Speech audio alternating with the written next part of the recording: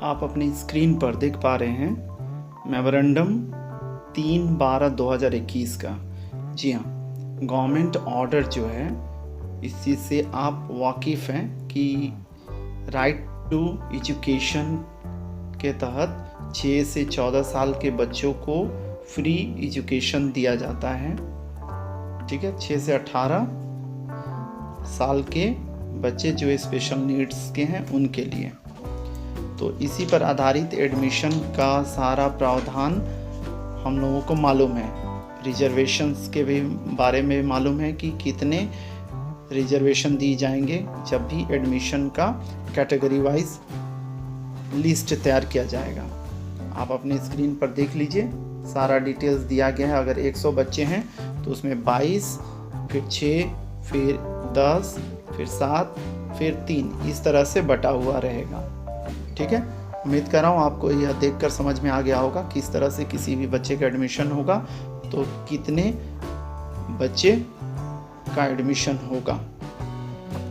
तो मेन मुद्दे की बात है, देखिए आप अपनी स्क्रीन पर देख पा रहे होंगे जो एज रहता है, एज जिसके तहत आप अपने बच्चों का या फिर अपने भाई बंधु या दोस्तों का एडमिशन करवाते हैं किसी भी क्लास में, तो कौन सा एज होना चाहिए 1/1/2022 के बीच में, वह आप अपनी स्क्रीन पर देख लीजिए। 1, 2, 3, 4, 5, 6, 7, 8 के बच्चे जो भी रहें उनकी एज कितने के बीच में होना चाहिए, देखकर समझ लीजिए 1/1/2022 के बीच में। ठीक है, इसी क्राइटेरिया को फॉलो करते हुए एडमिशन के लिए फॉर्म फिलअप किया जाता है और उसी हिसाब से एडमिशन ली जाती है। तो यह कोई स्कूल अपना नियम कानून नहीं लाता है, गवर्नमेंट का जो नियम है उसी के तहत ही एडमिशन होती है सरकारी स्कूलों में। इसलिए आप ध्यान से इस चीज़ को समझ के रखिए ताकि एडमिशन में आपको दिक्कत ना हो। फॉर्म स्कूलों में बांटा जा रहा है और आपको फॉर्म लेकर उसको जमा कर देना है क्लास 5 या 1, 2, 3, 4, 5, 6, 7, 8 के बच्चों के लिए। इस सारे प्रोसेस को DI और SI ही ऑब्जर्व करते रहेंगे, इसलिए आप यह भी ध्यान रखें कि कोई भी दिक्कत हो तो आप इन सब से संपर्क कर सकते हैं। ठीक है, तो जॉइंट सेक्रेटरी जो हैं स्कूल एजुकेशन डिपार्टमेंट, उनके द्वारा दिया गया यह ऑर्डर है।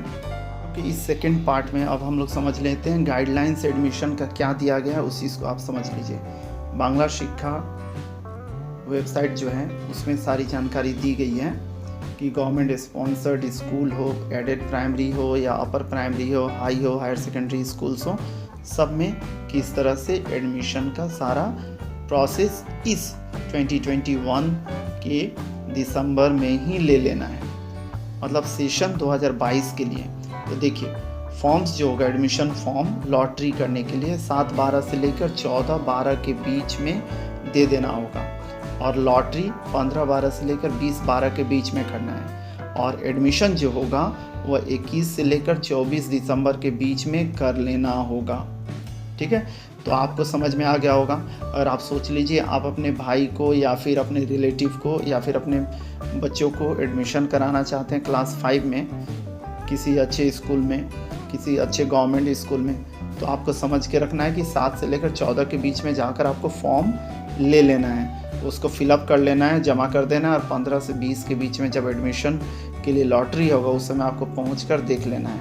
लिस्ट आ जाएगा, उसके बाद में एडमिशन उस स्कूल में करा लेना है। अगर नहीं आता है तो आपको DI या SI से संपर्क करते हुए फॉर्म फिलअप करवाना है। उसके बाद नियरेस्ट स्कूलों में वे लिस्ट भेज देते हैं और वहाँ पे एडमिशन होता है। ठीक है, तो आपको क्या करना है, self attested copy birth certificate का देना जरूरी होता है, क्योंकि उसी के तहत आप पहले समझ चुके हैं कि किस क्लास में किसका एडमिशन होगा, वह डिपेंड करता है इसी के कारण से। और कास्ट सर्टिफिकेट शो करना पड़ेगा, तभी आपको रिजर्वेशन की फैसिलिटी मिलेगी, नहीं तो नहीं मिल पाएगी। अब देख लीजिए जो फॉर्म है, फॉर्म आपको स्कूल से ले लेना होगा और उसको फिलअप करके देना पड़ेगा। फॉर्म कुछ हद तक इसी तरह का रहेगा, आपके पास एक रिसिप्ट भी दिया जाएगा, उसको लेकर आप प्रिजर्व करके रखिएगा और जिस दिन लॉटरी होगा उस दिन आपको सारी जानकारी मिल जाएगी कि आपके बच्चे का एडमिशन इसी स्कूल में हो रहा है जिस स्कूल में आप चाह रहे हैं। नहीं हो रहा है तो आपके लिए मैंने बता दिया है कि किस तरह से आपको स्टेप्स लेना है। डीआई या एसआई से संपर्क करके वहाँ पे फॉर्म फिलअप करना पड़ेगा। हर जगह का अलग अलग डिस्ट्रिक्ट का अलग प्रोसेस होता है, किंतु सिलीगुड़ी की बात मैं करूँ तो हमारे सिलीगुड़ी में डीआई के द्वारा वहाँ पे फॉर्म फिलअप किया जाता है। उसका डीआई लोकेशन के हिसाब से रेसिडेंशियल एड्रेस के आधार पर उन बच्चों को या उन बच्चियों को नेबरिंग स्कूल प्रोवाइड करवाता है, लीस्ट स्कूल में भेजकर फिर एडमिशन कराया जाता है। तो उम्मीद कर रहा हूँ यह वीडियो आपके लिए काफ़ी हेल्पफुल रहा होगा। Thank you very much.